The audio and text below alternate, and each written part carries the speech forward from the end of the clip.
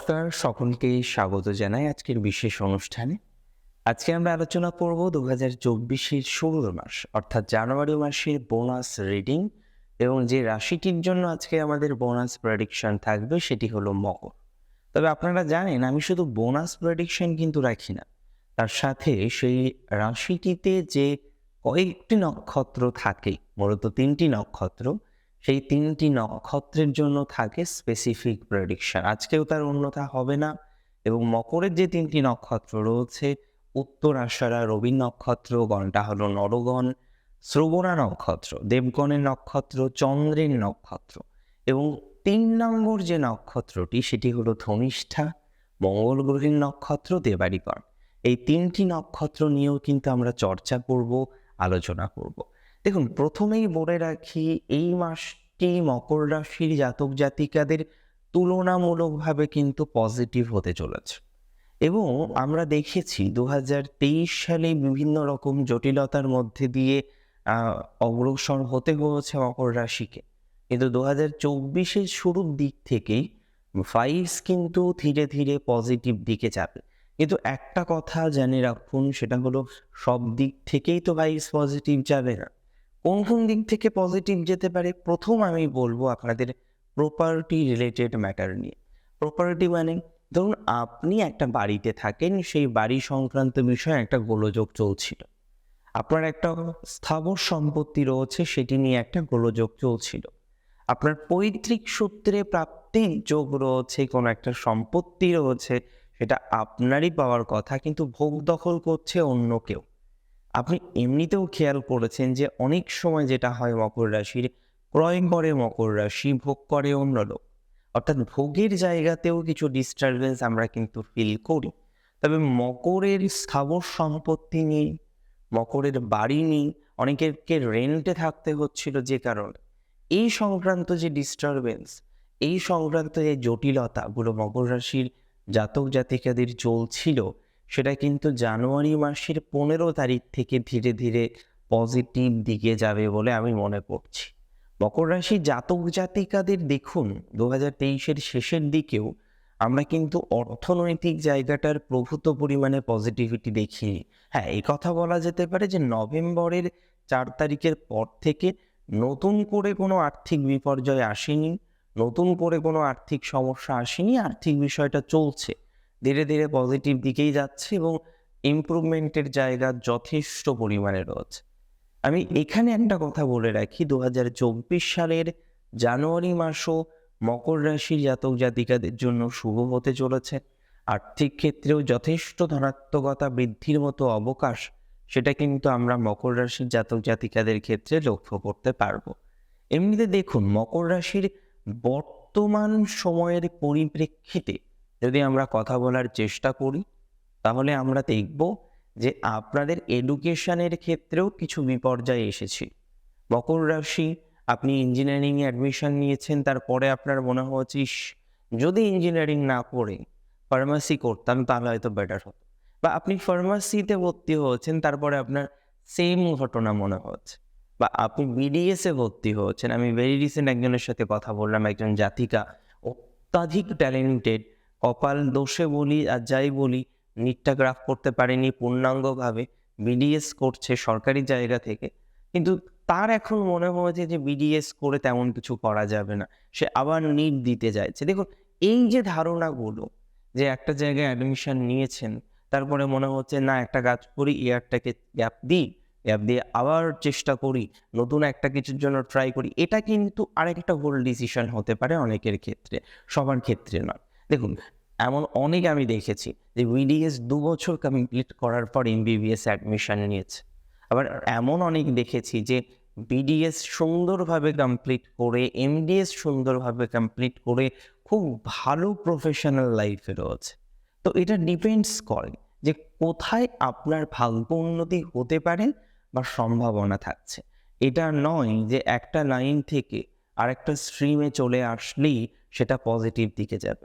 আপনি যেখানে রয়েছেন, আপনি হয়তো ভাবছেন সেটা ভালো নয়। বাংলায় একটা প্রবাদ আছে, নদীর একুল কহে ছাড়িয়া নিঃশ্বাস, ওপারেতে সর্বসুখ আমারও বিশ্বাস। তো এক পাড়ের লোক ভাবে আরেক পাড় ভালো আছে, আর এক পারের লোক ভাবে আর এক পার ভালো আছে। তো এই যে সিনারিওটা, এই যে ঘটনাটা, এটা তো নিশ্চিতভাবেই লক্ষ্য করা যায় যে মকর রাশি জাতক জাতিকাদের সাথেও হয়। তবে আমি বলে রাখি, এডুকেশনে চেঞ্জ করবেন না। যেভাবে চলছে অ্যাজ ইট ইজ চলতে দিন, খুব অসুবিধা হবে না। আমরা বিষয়টিকে ওভারকাম করে কিছুটা হলেও এগিয়ে যেতে পারবো। এবং এডুকেশন নিয়ে এত কনফ্লিক্ট যাদের মধ্যে রয়েছে, ডোন্ট ওয়ারি, এত চিন্তা করবেন না। আস্তে আস্তে ধনাত্মক ভাইবস কিন্তু বৃদ্ধিপ্রাপ্ত হবে, এটা আপনাদেরকে আমি বলছি। সুতরাং এক্ষেত্রে আমরা কিন্তু পজিটিভ ভাইবস পাবো। সমস্যাটা যেটা হলো সেটা মায়ের হেলথ। দেখুন, অনেকের মায়ের বয়স হয়েছে, আর আমরা জানি বার্ধক্যজনিত একটা সমস্যা প্রত্যেকটি মানুষের আসে, কারণ সেটি স্বাভাবিক একটি ঘটনা। তেমনই মকর রাশি জাতক জাতিকাদের মায়েদের বিশেষ করে একটু হেলথ ইস্যুস বর্তমানে চলছে। এই হেলথ ইস্যুস নিয়ে আপনি অনেক রকম ভাবছেন, অনেক রকম দুশ্চিন্তা আপনাকে যেন অক্টোপাসের মতো ঘিরে ধরেছে। তবে এইখানে আমি একটা বিষয় আপনাকে বলবো যে মায়ের স্বাস্থ্য ক্ষেত্রেও আমরা কিছুটা উন্নতি পাবো, এবং জানুয়ারি মাস থেকেই পাবো। কারণ চতুর্থে আর কেউ নেই, বৃহস্পতি আছে। আর বৃহস্পতির মতো নৈসর্গিক শুভ গ্রহ খুব কম রয়েছে। সুতরাং এইখানে গিয়ে আমরা বলতে পারি যে দেবগুরু বৃহস্পতির কৃপায় আপনার মায়ের স্বাস্থ্যের ক্ষেত্রে ইমপ্রুভমেন্ট, সেটাও কিন্তু আমরা লক্ষ্য করতে পারবো। ওভারঅল একটা ইমপ্রুভমেন্টের জায়গা কিন্তু আসবে যদি আপনার রাশিটি হয়ে থাকে মকর। দেখুন, মকর রাশির ক্ষেত্রে আমি আর একটা জায়গায় বেশ প্রবলেম দেখলাম, সেটা হলো সম্পর্ক। যেহেতু পঞ্চম ঘরের অধিপতি গ্রহ, তিনি বর্তমানে দ্বাদশভাবে প্রবেশ করবেন 18 তারিখ। এর আগে আমরা সম্পর্কজনিত নানা রকম ডিস্টারবেন্স দেখেছি। মাঝে কিছুটা দিন একটু বেটার ছিলেন, আবার কিন্তু টুকটাক করে সমস্যা শুরু হয়েছে। কারণ সেই পঞ্চম ঘরের অধিপতির উপরে শনির লিমিটেশন বা শনির একটা দৃষ্টি রয়েছে, যেটা দশম দৃষ্টি। আর এই দৃষ্টির প্রভাবে দেখা যায় যে সম্পর্কটাকে যদি নৈতিকতার সাথে কেউ কন্টিনিউ না করে, তাহলে কিন্তু সম্পর্কজনিত নানা রকমের অবস্টাকল, নানা রকমের ডিস্টারবেন্স, সেগুলো কিন্তু আসে। তাহলে মকর রাশির জাতক জাতিকাদের ক্ষেত্রেও এই ধরনের কিছু ঘটনা এগুলো আসবে, সেটা স্বাভাবিক। তবে এটুকু বলি, 18 তারিখ পর্যন্ত তবুও সম্পর্ক একরকম থাকবে। 18 তারিখের পর কিন্তু সম্পর্কজনিত বিষয়গুলো থেকে খুব বেশি সচেতনতা, সাবধানতা আপনাকে কিন্তু গ্রহণ করতে হবে যদি ভালো থাকতে হয়। এবং মকর রাশির ক্ষেত্রে আরেকটা টুইস্ট আপনাদের সাথে আমি শেয়ার করে দিচ্ছি, সেটা হলো অনেকেরই কিন্তু সম্পর্কের জায়গায় কিছু দিনের জন্য ডিস্টারবেন্স আসবে, সেটা কয়েকটা দিন, আবার দেখবেন ঠিক হবে। আমি 2024-এর রাশিফল যখন আলোচনা করেছি, প্রত্যেকটি রাশির ক্ষেত্রে নির্দিষ্ট টাইম ফ্রেম আলোচনা করেছি যে কোন সময় থেকে কোন সময় ভালো থাকবে। একটা বছর, এন্টায়ার বছর ভালো থাকবে না কারো, কিন্তু কোনো একটি সময়, কয়েকটি মাস, বেশ কয়েকটি মাস, কারোর ক্ষেত্রে হয়তো বছরের ম্যাক্সিমাম মাস, সেটা কিন্তু ভালো থাকবে। এবং এটাকে বুঝতে হবে, এটাকে বোঝার প্রয়োজনীয়তা কিন্তু রয়েছে। মকর রাশির ক্ষেত্রে আমরা এর পরের যে ম্যাটারটাকে নিয়ে আলোচনা করব, সেটা ডেফিনেটলি ম্যারিটাল লাইফ। দেখুন, বিবাহিত জীবনে নতুন করে সমস্যা আসবে না। আমি বলছি যে জানুয়ারিতেও আমরা দেখব অনেকের সমস্যা মিটছে। এবং বাস্তবিক অর্থে আমার যাদের সাথে পরিচয় রয়েছে, যারা ক্লায়েন্ট হিসেবে বা দাদা হিসেবে, ভাই হিসেবে আসে কনসাল্ট করার জন্য, তাদের সাথে যখন আমি আলোচনা করি, যাদের মধ্যে মকর রাশির সংখ্যাও কম নয়, সেই মকর রাশির ক্ষেত্রে যাদের বর্তমানে এহেন প্রবলেমগুলো রয়েছে, আমি এক্সপেক্ট করছি সেই জায়গা থেকে ধনাত্মক ফলাফল আশা করার, আমি এক্সপেক্ট করছি সেই জায়গা থেকে পজিটিভ কোনো ফলাফল এক্সপেক্ট করার। আচ্ছা, এবার আমরা চলে আসি মকর রাশির ক্ষেত্রে কর্মজীবনটা নিয়ে। এটাকে নিয়ে তো আলোচনা করতেই হবে। এবং যেহেতু আপনাদের দশম ঘরের অধিপতি গ্রহ হলেন শুক্র, বর্তমানে একাদশে রয়েছেন, কর্মজীবন নিয়ে খুব ডিস্টারবেন্স পেতে হবে না। বিশেষ করে সেলফ প্রফেশনের ক্ষেত্রে প্রভূত উন্নতি আছে। যারা সেলফ প্রফেশন করেন, অনেকে শেয়ার করেন, শেয়ার মার্কেট, ট্রেডিং, হ্যাঁ, এই যে বিষয়গুলোর সাথে অ্যাটাচ, তাদের ধনাত্মকতা থাকবে। যারা শেয়ার মার্কেট বা ট্রেডিং শেখান তাদের ধনাত্মকতা থাকবে। যারা যুক্ত রয়েছেন সঙ্গীত জগৎ, ক্লাসিক্যাল মিউজিক, ক্লাসিক্যাল ড্যান্স, দেখুন আমি কিন্তু ক্লাসিক্যাল স্পেসিফিকভাবে উল্লেখ করছি।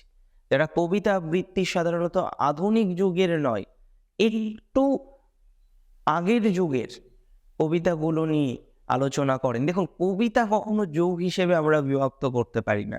একটা কবিতা অবশ্যই একটি কবিতা, কিন্তু সাধারণত সেই সমস্ত কবিদের কবিতাগুলো যারা বেশি আবৃত্তি করেন, যেটা আগের যুগে ছিল বা আগের সময়ে ছিল, তাদের ক্ষেত্রে কিন্তু ডেভেলপমেন্টের জায়গাটা একটু বেশি থাকবে।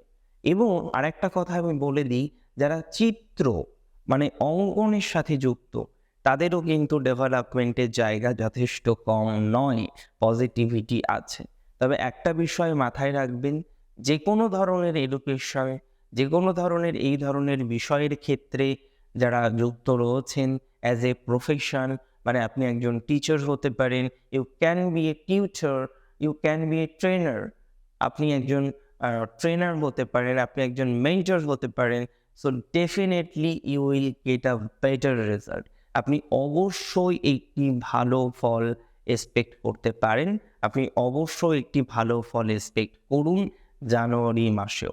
মকর রাশির এক্ষেত্রে আমি যখন বলছি, নিশ্চয়ই কিছু গ্রহগত অবস্থানকে মাথায় রেখে, সামনে রেখে আলোচনা করছি। এবং সেলফ প্রফেশন কেন আমি ভালো বললাম 18 তারিখ পর্যন্ত, কারণ পঞ্চমপতি ভিনাস 11th ঘরে অবস্থান করবে এবং সে কিন্তু 10th লর্ড। তাহলে 5, 10, 11 পজিটিভ সমন্বয় সেলফ প্রফেশনে আমরা পেতে চলেছি।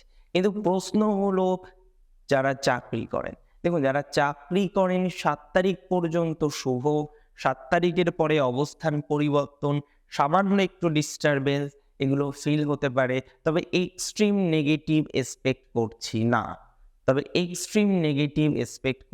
না, এক্সট্রিম নেগেটিভ কোনো ঘটনা ঘটার সম্ভাবনা একান্তই কম। বিদেশে যারা আছেন তাদের ক্ষেত্রে কিন্তু ধনাত্মক ভাইবসটা কম থাকছে। যারা বিদেশে রয়েছেন বর্তমানে তাদের ক্ষেত্রে কিন্তু ডিস্টারবেন্সের জায়গা তুলনামূলকভাবে বেশি হতে পারে কর্মজীবনের ক্ষেত্রে, বিশেষ করে চাকরির ক্ষেত্রে। যারা স্বদেশে আছেন তাদের অতটা ডিস্টারবেন্সের জায়গা আমি দেখছি না। বিশেষ করে সমস্যা হবে কলিগদের সাথে এবং আপনার ইমিডিয়েট বসের সাথে। তবে মকরের দুঃখটা কোথায় জানেন, যে একই সাথে কাজে জয়েন করলাম, আপনার থেকে কম পারে, একদম একটা কথাই আমি বলছি, আপনার থেকে কম জানে, আপনার থেকে কম পারে, আপনার থেকে অন্যকে কম মানে, সেই মানুষটা দেখবেন আপনার থেকে এগিয়ে যাচ্ছে। যখনই কোনো প্রমোশনাল হাইক আসছে, সে সেটাকে অর্জন করছে, আপনি কোথাও যেন পিছিয়ে যাচ্ছেন। এই বিষয়টা খুব গুরুত্বপূর্ণ মকর রাশির জন্য। তবে আমি এখানে আশাবাদী যে 2024-এ অন্তত আমাদের এক্ষেত্রে পজিটিভিটি আসবে। আর ইন এনি কেস যদি প্রথম দিকে আমরা পজিটিভিটি না পাই, আমি সাজেশন দেব যে কিভাবে আপনি একটু হলেও উন্নতি করতে পারবেন। অবশ্যই চোখ রাখবেন, আমি চেষ্টা করব আপনাদেরকে এই বিষয় সম্পর্কে অবগত করানোর জন্য। রইল বাকি ব্যবসা, মকর রাশির জাতক জাতিকাদের অনেকে সফল ব্যবসায়ী, তবে ব্যবসায়ী সফল হলেও এমনভাবে আপনাদের পথ চলছে যেখানে সফলতাই বা কি আর অসফলতাই বা কি। কারণ যেভাবে ব্যবসাটাকে গুছিয়ে এনেছিলেন আজকে সেই জায়গাটা নেই। এক কথায় বললাম নেই, এখানে কোনো ভনিতা না করেই বললাম। কারণ ব্যবসা অনেকের ডাউন হয়েছে, অনেকের ক্ষেত্রে আমরা লক্ষ্য করতে পেরেছি যে জায়গাটা ছিল আউট অফ 10, 9, 8, সেই জায়গাটা এখন 1, 1.5, 2 এসে ঠেকে। যেটাকে ব্যবসা বলে না, এটাকে উন্নতি বলে না। তবে হ্যাঁ, জানুয়ারিতেও আমরা কিছুটা পজিটিভিটি এক্ষেত্রে কিন্তু লক্ষ্য করতে পারবো বলেই মনে হচ্ছে। অন্তত 18 তারিখ পর্যন্ত ভাইবস পজিটিভ থাকবে। 3টি নক্ষত্র নিয়ে আলোচনা করব। প্রথম নক্ষত্র রবি গ্রহের, রবির নক্ষত্র উত্তর আষাঢ়া। উত্তর আষাঢ়া নক্ষত্র জাতক জাতিকাদের গণটা কিন্তু নরগণ। আপনারা অনেক সময় দেখবেন আপনারা নক্ষত্র নিয়ে কনফিউশন থাকে। আমি যে প্রেডিকশনগুলো দিই একটু মেলানোর চেষ্টা করবেন, দেখবেন বুঝতে পারবেন কি নক্ষত্র। উত্তরাষাঢ়ার এথিক্যাল ভ্যালুজ অনেক বেশি, ন্যায় নীতি নিষ্ঠা অনেক বেশি, নিজের পার্সোনালিটি অনেক বেশি। নিজের পার্সোনালিটিটাকে ক্ষুণ্ণ করে কারোর সামনে নত হব না, এই মেন্টালিটিটাও উত্তরাষাঢ়ার বেশি থাকে। তবে উত্তরাষাঢ়া নক্ষত্রে জাতক জাতিকাদের সমস্যা হচ্ছে স্বাস্থ্য নিয়ে, উত্তরাষাঢ়ার সমস্যা হচ্ছে ফাইন্যান্সিয়াল, উত্তরাষাঢ়ার সমস্যা হচ্ছে পার্সোনাল লাইফের ক্ষেত্রেও, আর প্রফেশন ওটা তো আগেও ছিল। এই যে বিষয়গুলো উত্তরাষাঢ়ার রয়েছে, পজিটিভ দিকে যেতে পারবে। বেশ কিছু ক্ষেত্রে আমরা লক্ষ্য করতে পারবো উত্তরাষাঢ়া নক্ষত্রে জাতক জাতিকাদের ধনাত্মকতা বৃদ্ধিপ্রাপ্ত হচ্ছে, এবং মূলত পার্সোনাল লাইফের ক্ষেত্রে যে যে ইস্যুসগুলো ছিল সেগুলো কিন্তু কমতে থাকবে 15 তারিখের পর থেকে। এটুকানি যেন উত্তরায়ণের সাথে সাথে উত্তরাষাঢ়া নক্ষত্রে জাতক জাতিকাদের ভাগ্যের অনেকটা পরিবর্তন হবে, সেটা 15ই জানুয়ারি থেকে। আর উত্তরাষাঢ়া নক্ষত্রে জাতক জাতিকাদের নতুন কিছু সংযোগ বা যোগাযোগ দেখতে পাচ্ছি। পিতার কিছু ডেভেলপমেন্ট থাকবে। মায়ের স্বাস্থ্য নিয়ে যারা চিন্তিত, বিঘ্নিত, মানসিকভাবে স্ট্রেসের মধ্যে রয়েছেন, তাদেরও কিছু ধনাত্মকতা বৃদ্ধির মতো অবকাশ আমরা দেখতে পাচ্ছি, যদি আপনার নক্ষত্রটি হয়ে থাকে উত্তরাষাঢ়া। তবে উত্তরাষাঢ়া নক্ষত্রের একটা সাবধানতা অবলম্বন করতে হবে, খুব দূরে যাওয়ার ক্ষেত্রে সচেতন থাকুন। যদি কোনো ফ্লাইট বুকিং করেন 20 তারিখের পরে আর করবেন না, করলে 20 তারিখের মধ্যে। এবং আমরা অনেক সময় না জেনে না বুঝে হট করে একটা সিদ্ধান্ত নিয়ে নিই, একটা ইনভেস্ট করে দিই। এই মাসে ইনভেস্টের ক্ষেত্রটাকে আমাদের মাথায় রাখতে হবে যে কবে ইনভেস্ট করব, কবে থেকে কবের মধ্যে করা যেতে পারে, এটাকে মাথায় রাখুন। এর পরের যে নক্ষত্রটি সেটি হচ্ছে শ্রবণা, চন্দ্রের নক্ষত্র, দেবগণ এই নক্ষত্রের জাতক জাতিকাদের। শ্রবণা খুব পজিটিভ একটা নক্ষত্র। মকরের 3টি নক্ষত্রের মধ্যে শ্রবণাকে প্রথম দিকেই রাখা যায়, কারণ শ্রবণার ক্ষমতা শক্তি, ধৈর্য শক্তি অনেক বেশি। অনেক ক্ষেত্রে এরা ভাবের বহিঃপ্রকাশ করতে চায় না, কিন্তু করে ফেলে। খুব ইমোশনাল শ্রবণা নক্ষত্র। এদের চন্দ্রের নক্ষত্র তো, এদের আবার মাইন্ড খুব কনফ্লিক্টও করে। যেমন ইমোশনাল, তেমন কনফ্লিক্ট করা, এই বিষয়গুলো শ্রবণের মধ্যে প্রচুর পরিমাণে দেখা যায়। তবে ক্রিয়েটিভ নক্ষত্র, এটা নিয়ে কোনো সন্দেহ নেই। অপরকে খুব ভালো কোম্পানি দিতে পারে, অপরের খুব ভালো সঙ্গী হতে পারে, হিলিং পাওয়ার থাকে শ্রবণার মধ্যে। তো এখানেও শ্রবণার ক্ষেত্রে একটা পারিবারিক ঝামেলা চলছিল, সেটা অশান্তি বা ঝামেলা যাই বলি না কেন, সেটা মিটে যাওয়ার সম্ভাবনা দেখছি। আপনাকে নিয়ে যে ভুল বোঝাবুঝির বিষয়টা চলছে, সেটা দেখবেন 15 তারিখের পর কিছুটা ধনাত্মক হবে। এমনিতেও আপনার একটু স্ট্যাটাস কমেছে, হঠাৎ করে একটা বদনাম আপনাকে দেওয়া হয়েছে, যেটার কোনো রিজন নেই, যেটার কোনো মানে নেই। তো যেটা হয়ে গেছে সেটা হয়ে গেছে, এখন গিয়ে সেটাকে তো আমরা চটজলদি রিকভার করতে পারবো না, বাট শ্রবণা পারবেন। আমি শ্রবণাকে বলবো, শ্রবণা নক্ষত্রে জাতক জাতিকাদের এটুখানি আশা দিতে পারি যে অন্ততপক্ষে এই ধরনের ম্যাটারগুলো থেকে কিছুটা ধনাত্মকতা বা পজিটিভিটি শ্রবণা নক্ষত্রের জাতক জাতিকাদের বৃদ্ধিপ্রাপ্ত হতে চলেছে, এবং এটা ডেফিনেটলি পজিটিভ দিকে যাবে বলে আমি মনে করি। এবং শ্রবণার ক্ষেত্রে বলে রাখি, এডুকেশনের জায়গাটা একটু বেটার হবে যারা বিদেশে যেতে চাইছে। ইনভেস্ট করতে পারেন, তবে একটা কথা মাথায় রাখবেন, ক্যাশে লেনদেন না করে চেক বা ডিডি হয় ব্যাংকিংয়ে, সেইগুলোর মাধ্যমে করার চেষ্টা করুন, বা অনলাইন ট্রান্সফার। এর পরের যে নক্ষত্রটি ধনিষ্ঠা, আবেগটাকে কন্ট্রোল করুন। মায়ের স্বাস্থ্য উন্নতির জায়গা দেখছি, তবে পিতার সাথে মনোমালিন্য বজায় থাকতে হবে। পিতাকে লুকিয়ে মায়ের সাথে আলোচনা করে একটা কাজ করবেন, এটা করবেন না। যদি কোনো নতুন কাজ করতে হয়, পিতাকেও জানান, মাকেও জানান, বাড়ির অন্যান্য গুরুজনদেরকেও জানান, সেটা বেটার হবে। কেতুকে কোনোভাবেই আনবেন না শুরুর মধ্যে, কাউকে লুকিয়ে, বিশেষ করে নিজেদের মধ্যে। লুকাতে তো হবেই। আমরা একটা নতুন কাজ শুরু করলে মাইক নিয়ে তো আর পাড়ায় পাড়ায় বলতে বেরোবো না। তবে হ্যাঁ, বাবা মার সাথে আলোচনা করে নিন, বা আপনার হাজব্যান্ডের সাথে আলোচনা করে নিন। লুকিয়ে আপাতত কাজ না করাই বেটার। কোনো একটা স্টার্ট আপ করছেন, সেটাও জানান, জানিয়ে তারপরে করুন। সেটা আমার মনে হয় ভালো ফলাফল দেবে। যারা নিটের প্রিপারেশন নিচ্ছেন, ধনিষ্ঠার পজিটিভ ফল পাবেন। যারা জয়েন্ট এন্ট্রান্সের প্রিপারেশন নিচ্ছেন, কিছুটা ধনাত্মক ফল পাবে। এই বছর হয়তো 10-15 নাম্বারের জন্য সিলেকশন প্রসেস থেকে আপনি ইনক্লুড হননি, তাদের ক্ষেত্রে কিন্তু পজিটিভিটি আছে। তবে ধনিষ্ঠার দাম্পত্য কিছুটা বেটার হতে পারে।